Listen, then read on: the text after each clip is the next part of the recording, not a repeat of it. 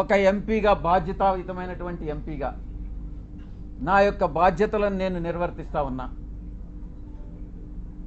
ఆ క్రమంలో సమాజాన్ని, అంతరాలు లేనటువంటి సమాజాన్ని తీర్చిదిద్దేదానికి నా వంతు కృషి నేను చేస్తా ఉన్నా. బరి తెగించి హద్దులు మీరి ఇష్టానుసారంగా ఆధారాలు లేకుండా నిరాధారమైనటువంటి ఆరోపణలు ఒక ఆదివాసీ స్త్రీతో సంబంధం ఉన్నట్టుగా మీరు చెప్పి ఈరోజు అదే ఆధారాలు మీరు ఎవరెవరికి సబ్మిట్ చేయాల్సి ఉంటుంది అన్నటువంటి విషయాన్ని నేను రాబోయేటటువంటి నా యొక్క ప్రెస్ కాన్ఫరెన్స్లో నేను ఎక్స్ప్లెయిన్ చేస్తాను. ఈ కుట్ర కుతంత్రాల వెనక ఎవరున్నారు అనే విషయాన్ని నేను ప్రశ్నిస్తా ఉన్నా. నాకు వ్యతిరేకంగా అనైతికంగా ప్రవర్తించినటువంటి వాడు వంశీకృష్ణ, 2 రాధాకృష్ణ, 3 బిఆర్ నాయుడు, 4 వెంకటకృష్ణ, 5 సాంబడు. నేను చెప్తా ఉన్నా, తప్పకుండా మీ అందరూ కూడా చట్టానికి లోబడి మీ అందరి మీద చర్యలు తీసుకోవడం జరుగుతుంది. ప్రతిపక్షంలో ఉన్నాడు వీడు విజయసాయిరెడ్డి, ఏం చేస్తాడు లేనని మీరు తేలిగ్గా తీసుకోవచ్చు.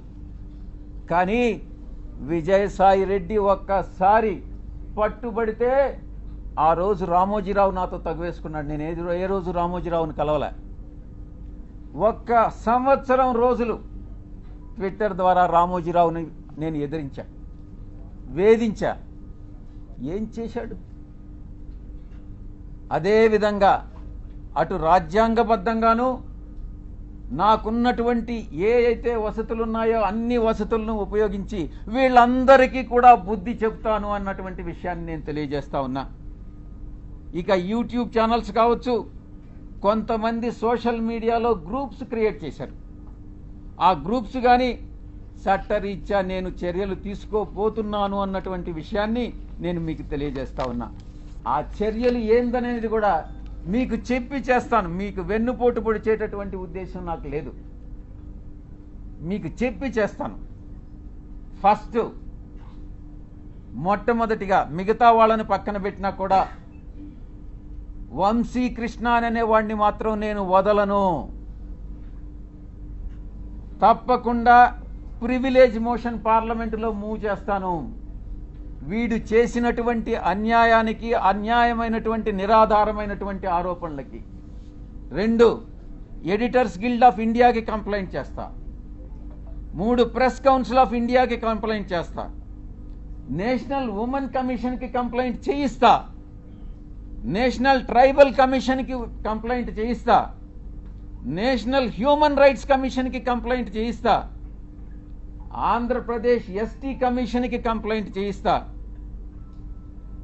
డిఫమేషన్ కేసు ఫైల్ చేస్తా, నేనే చేస్తా.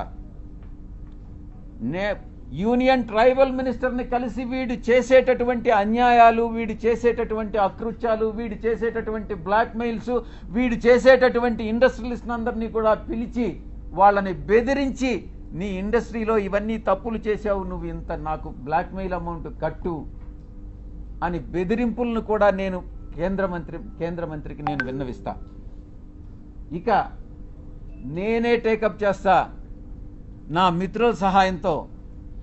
ఉమెన్ ఆర్గనైజేషన్స్ ఏవైతే ఉన్నాయో ఆ women organisations, SC ST organisations అందరినీ కూడా సమైక్యంగా ఏకీకృతం చేసి వీడి మీద చర్యలు తీసుకునేటటువంటి ఏర్పాట్లన్నీ కూడా చేస్తాం.